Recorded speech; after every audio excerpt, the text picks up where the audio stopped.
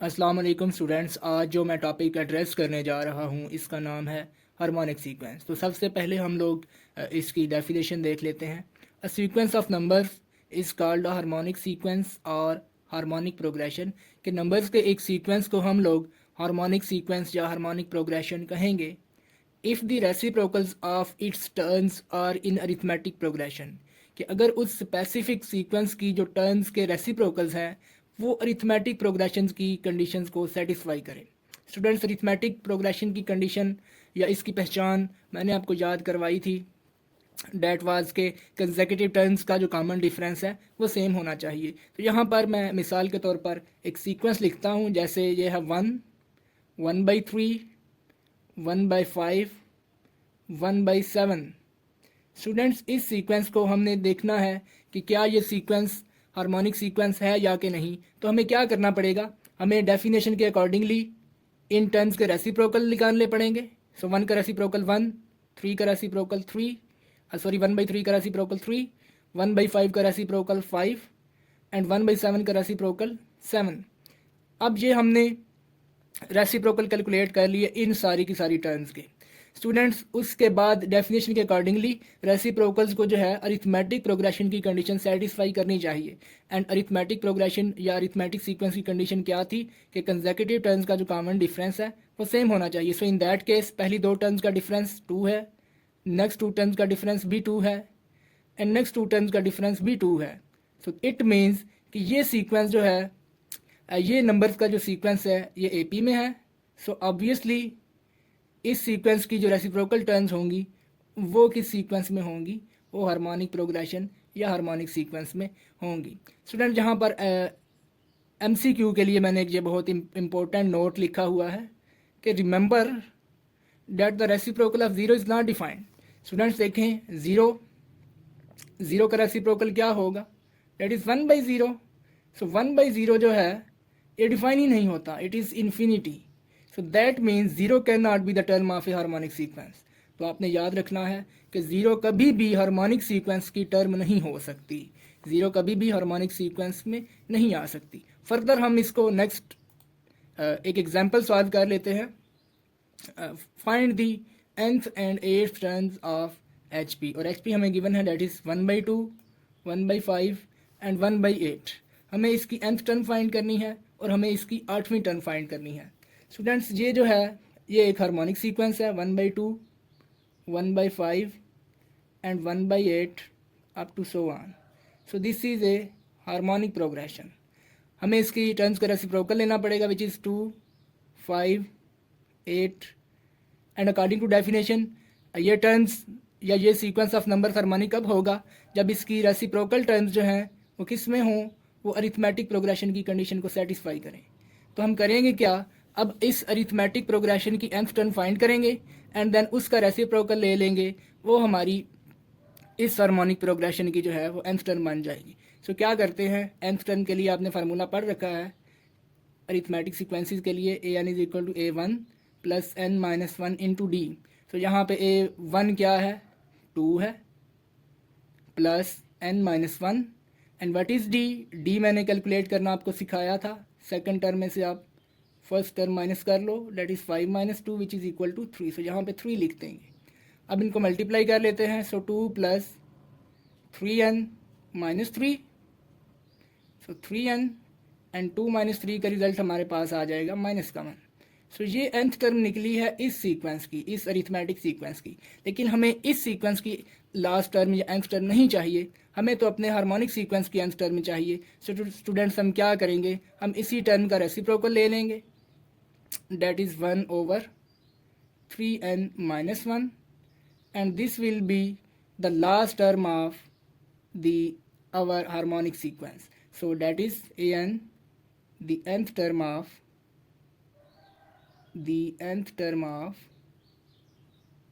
HP। सो ये हमारी last term है हमारे इस स्पेसिफिक जो क्वेश्चन में हार्मोनिक प्रोग्रेशन गिवन था।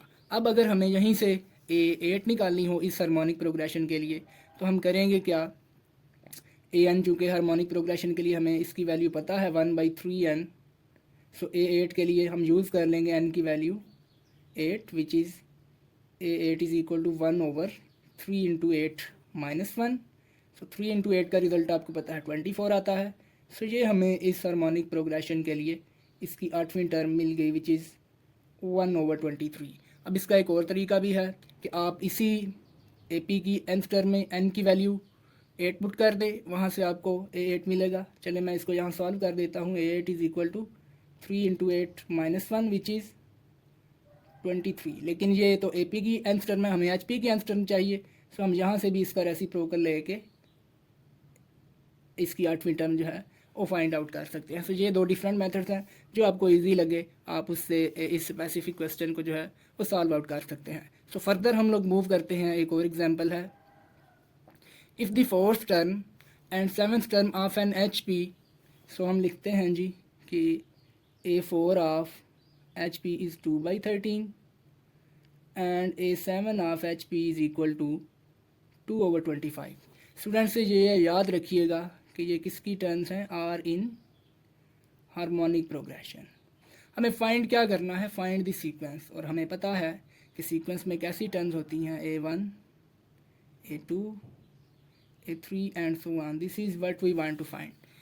सो स्टूडेंट्स हम इन गिवन टर्म्स को जो है AP में ले जाते हैं। So A4 is equal to 13/2 and A7 is equal to 25/2। और अब ये टर्म्स किस में चली गई हैं, अब ये अरिथमेटिक प्रोग्रेशन में चली गई हैं।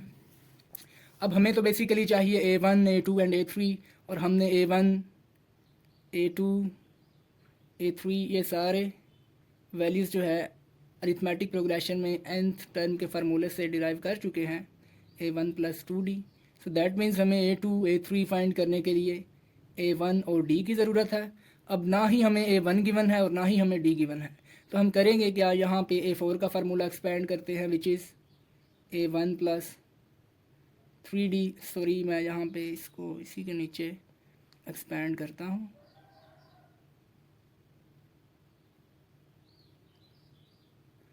A4 will be equal to A1 + 3D which is equal to 13/2 and A7 is A1 + 6D which is 25/2। So students हम यहाँ से A1 की वैल्यू निकालते हैं, क्या निकलेगी 13/2 - 3D। इसको मैं कह देता हूँ इक्वेशन नंबर 1। इसको पुट कर देते हैं इस इक्वेशन नंबर 2 में। तो यहाँ पे मैं लिखूँगा यूज़ 1 इन 2। ओके, सो A1 की जगह पे हम प्लग कर देंगे 13/2 - 3D + 6D is equal to 25/2। Okay, so यहाँ से -3D + 6D हमें रिज़ल्ट देगा 3D 25/2, और 13/2 जो है वो उस साइड पे जाके हो जाएगा माइनस। सो यहाँ से हमें 3D का जो रिज़ल्ट है वो मिल जाएगा 6। LCM लेके आप कैलकुलेट कर लेंगे, जहाँ से हमें D की वैल्यू मिल गई 2। अब इस D की वैल्यू को हम लोग इक्वेशन नंबर 1 में यूज़ कर लेंगे। सो A1 का हमें रिज़ल्ट मिल जाएगा 13/2 - 3 × 2 विच इज़ इक्वल टू 13 - 2 ये 6 3 × 2 ये 6 बनेगा। सो LCM लेने से ये हमें मिलेगा 13 - 12 विच इज़ 1/2। ये हमें स्टूडेंट्स अपने अरिथमेटिक प्रोग्रेशन की फ़र्स्ट टर्म और कॉमन डिफरेंस मिल चुका है। सो अब हम फर्दर इसको आगे बढ़ाते हैं। A1 हमें मिला था 1/2 I think so, let me check. हाँ जी, और D की वैल्यू हमें मिली है 2। अब हमें चूँकि अरिथमेटिक सीक्वेंस चाहिए, सो हम A2 लिखेंगे। A2 का हमें फार्मूला पता है A1 + D which is equal to 1/2 + 2।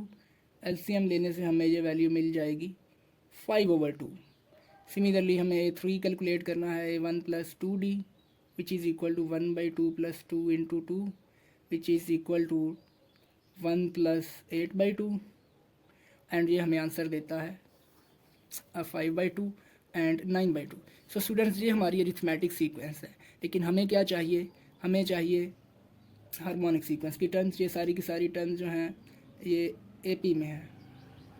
अगर हमें चाहिए HP, सो हम लिखेंगे 1/2। A2 को लिखेंगे इसका रेसिप्रोकल विच इज़ 2/5। सॉरी यहाँ पे ये 1/2 नहीं आएगा, इनफैक्ट ये 2/1 आएगा। Let me arrange that 2/1 which is equal to 2। And A3 की वैल्यू हमें क्या मिलेगी 2/9। सो हम कहेंगे जी 2/5, 2/9 एंड सो ऑन। ये हमारी रिक्वायर्ड हार्मोनिक सीक्वेंस है। तो स्टूडेंट्स, उम्मीद है आपको इन क्वेश्चंस की जो है वो समझ आई होगी। अगर आपको ये क्वेश्चंस पीडीएफ की सूरत में चाहिए हों, लाइक ये सारी की सारी स्लाइड्स, तो आप ये दिए गए नंबर पे एक मैसेज ड्रॉप कर दें। सो आई होप कि मैं आपको ये सेंड कर दूंगा एंड इंशाल्लाह I will send it to you. और एंड आई होप कि आपको इस लेक्चर की मुकम्मल समझ आई होगी। अगर कोई चीज़ समझ नहीं आई तो you can comment and I will try to respond your comment and I will try to answer your questions और your query. So thank you for watching and next video में हम लोग इंशाल्लाह 6.10 को सॉल्व करेंगे। सो तब तक के लिए अपना ख्याल रखिएगा। It's me Mohammad Usman signing off. अल्लाह हाफिज़।